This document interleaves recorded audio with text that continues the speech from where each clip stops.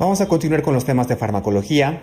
Habíamos dado una clasificación de los grandes grupos en los que se divide la farmacología. Hay dos que nos interesan principalmente por su estudio, ¿no? La primera, que es la farmacocinética.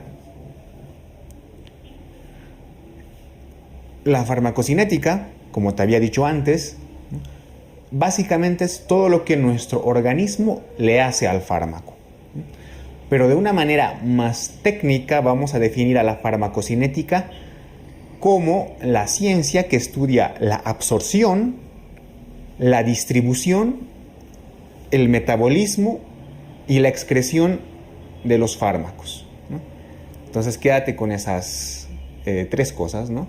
Nos va a estudiar la absorción, la distribución, el metabolismo y, por último, su eliminación o excreción.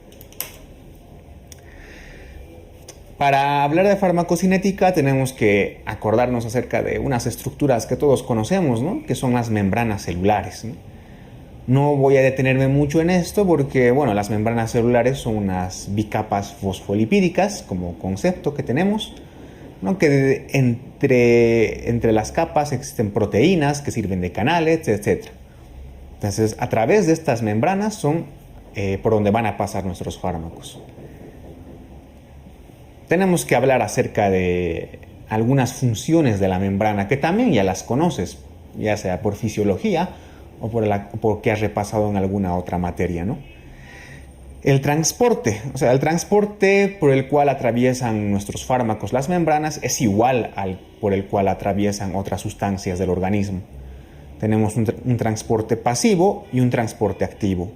El transporte pasivo es aquel que va hacia un gradiente electroquímico, es decir, de más a menos, no necesita energía.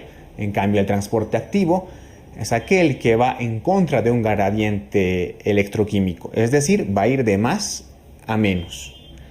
El transporte pasivo, pues, tiene dos subdivisiones, por así decirlo, ¿no? Tenemos una difusión simple, es decir, tenemos una sustancia la cual atraviesa sin más nuestra membrana. Una difusión mediada por canal, es decir, hay proteínas que atraviesan las membranas, las cuales ayudan a transportar una sustancia.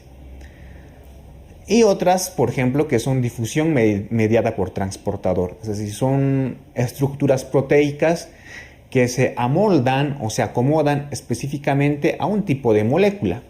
Por ejemplo, la glucosa, ¿no? Lo más conocido. Y ya te había comentado de que el transporte activo va contra un gradiente de energía, por lo tanto necesita eso, ¿no?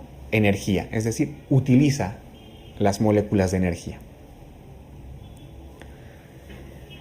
Vamos a continuar estudiando la farmacocinética. Ya hemos visto cómo atraviesan la membrana nuestros fármacos, pero ahora tenemos que ver cuáles son las formas de administración. En el texto vas a ver que hay un montón de teoría acerca de eso, que si bien es bueno conocerla, yo te la voy a resumir en dos cosas. Las vías de administración son de tipo parenteral y la vía oral. También existen otros tipos de vías, sublingual, a través de las mucosas, ocular, vaginal, etc., ¿no? Pero las que más nos interesan son esas dos, parenteral y oral. La parenteral, ¿no?, tiene tres formas. Una intravenosa, una subcutánea y una intramuscular. De estas tres, ¿qué es lo que nos interesa? Ambas se absorben relativamente rápido. ¿Qué más? Permiten ajustar las dosis. Se pueden administrar volúmenes moderados o incluso grandes. En contraposición tenemos la vía oral. La vía oral, que es una vía que es más cómoda, económica y segura. Es decir, el paciente, tú le das una receta, el paciente no necesita de un médico, ¿no? El paciente puede controlarse a sí mismo. Entonces es una manera rápida, cómoda y económica. En cambio, la vía parenteral necesitas gente que esté entrenada, ¿no?, para administrar estos fármacos. ¿Cuál es la desventaja de la vía oral? Pues que tenemos una biodisponibilidad incompleta, en contraposición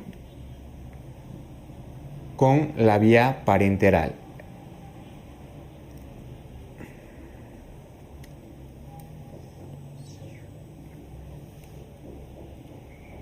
Bien, ¿qué más tenemos que saber de la farmacocinética? Pues el metabolismo de los fármacos. No voy a entrar en detalle en cada reacción química que ocurre, ¿no? Tienes que saber que el órgano por excelencia que va a metabolizar los fármacos es el hígado, ¿no? Entonces, un fármaco ingresa al torrente sanguíneo, llega al hígado y sufre una serie de reacciones químicas, ¿no? Estas series de reacciones químicas van a estar mediados por un conjunto de enzimas que son grandes, ¿no?, pero que solamente te las voy a mencionar y que seguramente te son familiares. Las famosas citocromos, ¿no? Estas citocromos que van a inducir al metabolismo de los fármacos. Como detalle general, te digo que el metabolismo de los fármacos se divide en dos fases, ¿no? Una fase 1 y una fase 2. Nada más.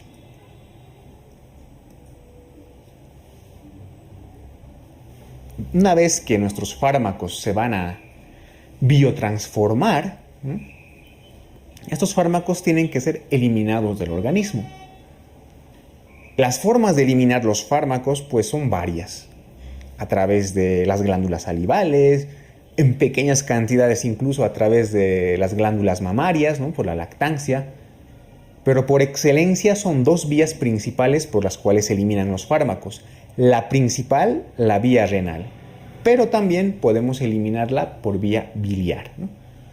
La excreción de los fármacos por vía renal es la más importante y sigue las normas fisiológicas para eliminar cualquier compuesto, ¿no? Sufre una filtración glomerular, una secreción tubular, una reabsorción tubular y por último se elimina a través de la orina. La excreción biliar, para resumírtelo de forma más sencilla, pues se produce a través de los pigmentos biliares que se eliminan a través del hígado, ¿no?, los cuales van a ir a formar parte de las heces, ¿no? Y de esta forma también vamos a eliminar los fármacos. Recuerda, la excreción renal es la más importante, ¿no?